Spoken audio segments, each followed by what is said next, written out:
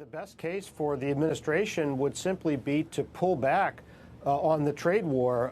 China overnight, even though the president had delayed these tariffs, he said in tweets that this was going to benefit China more and they're going to reciprocate. Instead of reciprocating, they responded overnight by announcing they're going to retaliate to those tariffs that remain, that are going to be implemented.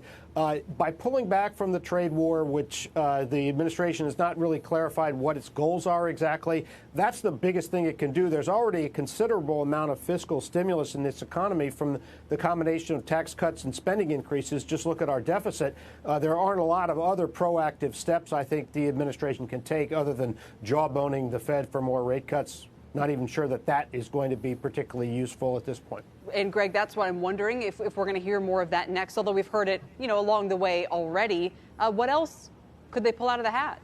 Well, I kind of in John's camp. I think the first rule of holes is when you're in one, stop digging. Since we know that the primary burden on business confidence around the world is the trade war, anything the administration can do to step back from the trade war would be helpful.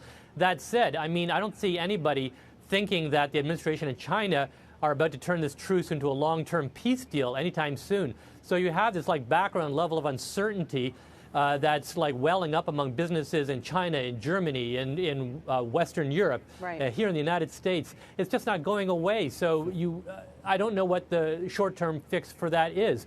Plus you have stuff going on in Argentina. You've got stuff between Japan and South Korea. We're in a world, Kelly, of I think heightened uncertainty about what are the rules of global engagement going forward. That is a world where there aren't a lot of ready off-the-shelf solutions. Greg, do you think that if it weren't for our trade dispute with China, that the U.S. economy would be looking fine on all measures? The main area of weakness right now, as you well know, is manufacturing. To some extent, the manufacturing surveys, and everything else is basically held up fine. Could all of that be cured absent this back and forth? Well, first of all, let's get one thing straight. The economy in the U.S. is not tanking. Far from it. The latest numbers we have suggest that it's growing around 2%, which is roughly what it was growing before we got 1 year 3% growth, thanks to that tax cut, which every economist expected to be temporary. So if you don't step back, you don't really see anything in the raw data to suggest that there's anything unusual going on. What is worrisome is a very weak situation with manufacturing and business investment that does seem to reflect some of the shockwaves from the trade war.